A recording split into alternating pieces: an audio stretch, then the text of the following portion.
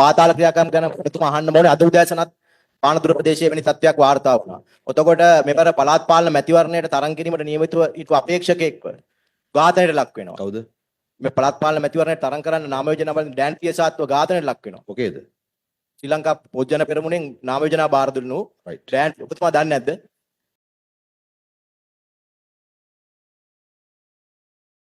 පොහොට්ටුවේ අපේක්ෂක නේද? ඔබතුමා දන්නේ නැද්ද ඒක? පොහොට්ටුවේ අපේක්ෂක නේද? දුමෙන් වගේ යන්නේ වෙන කෙනෙක් ඝාතනය වුණේ නැහැ නේ මම. මම බැලුවා ඝාතන කීපයක් වුණාට පස්සේ තවත් ඉන්නවද? මම ඇහුවානේ පළාත් පාලන මැතිවරණයට අපේක්ෂකෙක් කියලා. ඔබතුමා ඒක දන්නේ නැහැ වගේ අහනවා. පොහොට්ටුවත් මුලින් කිව්වේ නැහැ ඒගොල්ලන් අපේක්ෂක කියලා ඒකයි. ඒක වෙනම දේශපාලන කාරණයක් නෙමෙයි ඔබතුමා මම අහන්නේ. ඒක ලඝු කරන්න එපා එතෙන්ට. කරුණාකරලා මොකද ඝාතන රැල්ලක් වැඩි වෙලා තියෙනවනේ ඔබතුමා. අපිට ඒක අනුමත කරන්න බෑනේ. දැන් අද උදෑසන තත්ත්වයේ ඊට කලින් ඔය මම කියපු සිද්ධිය මේ අපරාධ මේ පාතාලේ පාලනය කරගන්න රජයට බැරි ඇයි? මේක රජයේ වගකීමනේ. දැන් අර හඬපටයකුත් නිකුත් වුණා ඒ අපේක්ෂකයා සම්බන්ධයෙන් අපි දන්නේ නැහැ කාගේ දෙකින්ද මන්ද කියලා. ඒ හඬපටයෙන් කියනවා ජනාධිපතිතුමා යන වැඩ පිළිවෙලට හරස් වෙන්න බෑ. එවැනි හඬපටේ වෙන දෙයක් තියෙනවා. මෙහෙම නටන්න දෙන්න බෑ. මේ ජනාධිපති කෙනෙක් ඇවිල්ලා. එතකොට මේක මහා භයානක තත්ත්වයක් නේ. එතකොට ආණ්ඩුවට ඇඟිලි දික් කරනවා. මේ ආණ්ඩුවෙන්ද මේ ඝාතන කරලා තියෙන්නේ කියලා ඔබතුමාලටත් හරි නෑ.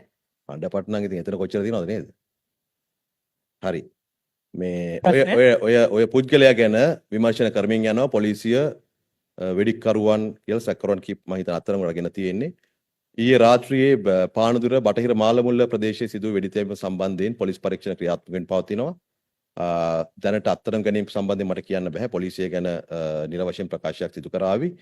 ඒ වගේම මේ විමර්ශන වලදීත් එළිදරව් වෙමින් පවතිනවා මේවා බොහොමයක් මද්ද්‍රව්‍ය ජාවාරම්ට සම්බන්ධ පාතාල කල්ලි අතර පවතින ගැටුම්. දැනට විමර්ශන වලින් එළිදරව් වෙලා තිබෙන්නේ මේ ඝාතන වලින් සියල්ලම පාහේ එවැනි කල්ලි අතර ගැටුම් වලින් තමයි මේක සිද්ධ වෙන්නේ. ඉතින් ආණ්ඩුව පොලිසිය මැදිහත් වෙමින් ඉන්නවා මේ සම්බන්ධයෙන් ක්‍රියාමාර්ග අරගනිමින් ඉන්නවා. එකක්වත් අතාරින්නේ නැහැ. අදාළ සියලු විමර්ශන සිදුවීම් පවතිනවා සහ අත්අඩංගුවට ගැනීම සිද්ධ වෙනවා. ඒ වගේම රටින් පැනලන්න උත්සාහ කරපු නතර කරලා තිනවා සහ රට ගිහිලා තිබෙනවා නම් ඒ අයත් ගෙනා ගන්න කටයුතු කරනවා. ඒකට පේනවා ඇති මේක අර එක් තැන්වල කාලයක් තිස්සේ මද්ද්‍රව්‍ය පාතාලය දේශපාලන අධිකාරිය සියල්ල සම්බන්ධ වෙලා සමහර රාජ්‍යාන්ත්‍රයේ කොටස් බන්ධනාගාරවලදී සමහර කෙනෙක් ආරක්ෂක අංශවල සමහර කෙනෙක් පොලිසිය සමහර කෙනෙක් සම්බන්ධ වෙලා ක්‍රියාත්මක වෙච්ච ජාලයක් අපි ක්‍රමානුකූලව අඩපණ කරමින් ඉන්නවා අත්තරම ගනිමින් ඉන්නවා ප්‍රශ්න කරමින් ඉන්නවා ජාලය හඳුනා ගනිමින් ඉන්නවා රාජතාන්ත්‍රික සම්බන්ධතා උපයෝග කරගෙන සමහර අය රට ගෙනා ගන්න උත්සාහ කරමින් ඉන්නවා අපි හිතනවා මේ සියල්ල විසින් යම් ප්‍රතිඵලයක් අත්පත් වේ මේවා කිසිවක් සංදර්ශනකාරීව කරන්නේ නැහැ ඔබට මතක නම් පෞගිය කාලේ කුඩු අල්ලනවා කියලා ළමයින්ගේ බෑග් චෙක් කරන එකේ ඉඳලා සංදර්ශන කරා ස්ටිකර් ගහගෙන කළා ඒ මොකක්වත් නැතුව මේ මෙහෙයුම් දියත් වෙමින් පවතිනවා මේ මෙහෙයුම් වලදී අදාළ අය නීති හමුවට පැමිණෙනවා බය වෙන්න එපා